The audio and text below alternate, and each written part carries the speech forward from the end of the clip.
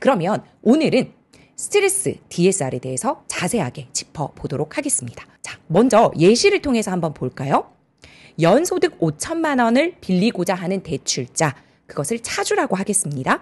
대출자를 차주라고 표현한다면 연소득 5천만 원인 차주가 만기 30년 원리금 상환으로 은행에서 대출을 받으려면 DSR 40% 내로 들어와야 하는데 금리 4.5%를 부여받았을 때 현재 가능한 대출 가능 금액은 3억 3천만 원이 된다고 칩시다. 그런데 여기에 스트레스 DSR 1%를 적용한다고 하면 이 4.5%에서 1%를 더한 5.5%가 이 연소득 5천만 원의 차주의 실제 금리가 되는 겁니다. 그러면 이 금리만큼 대출 한도가 줄어드는 겁니다. 그러면 3억 3천만 원이 아닌 2억 9천만 원만 대출이 나가게 되는 것, 그것이 바로 스트레스 DSR이라고 보시면 됩니다.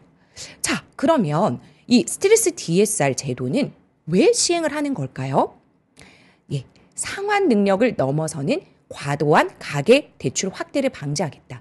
지금 고금리임에도 불구하고 가계 대출은 줄어들지 않는 것을 보게 됩니다. 그래서 정부에서는 이것을 그대로 내버려 둘 수 없기 때문에 스트레스 DSR 제도를 도입해서 상환 능력을 넘어서는, 즉 DSR 범위를 넘어서는 대출은 줄이겠다, 막겠다라는 취지인 것이고요.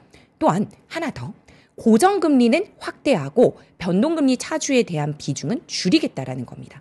우리나라 같은 경우에는요, 변동금리 차주의 비중이 굉장히 높습니다. 고정금리 차주보다는요. 그래서 이 변동금리 차주들이 금리가 높아질수록, 즉 고금리가 될수록 굉장히 금리에 취약하게 됩니다. 그러면 상환 능력에서 부담을 느끼게 되고 급기야 대출을 갚지 못하게 되는 차주들이 늘어나게 됩니다. 그래서 그러한 위험성을 대비해서 애당초 변동금리 차주에 대해서는 향후에 늘어날 금리, 그거를 가상금리로 표현을 해서 미리 땡겨서 그 부분을 반영을 하겠다라는 것이 스트레스 DSR 도입 취지입니다. 그렇게 되면 변동금리 차주는 굉장히 부담을 느끼게 되고 고정금리에는 이 스트레스 DSR을 적용하지 않거든요.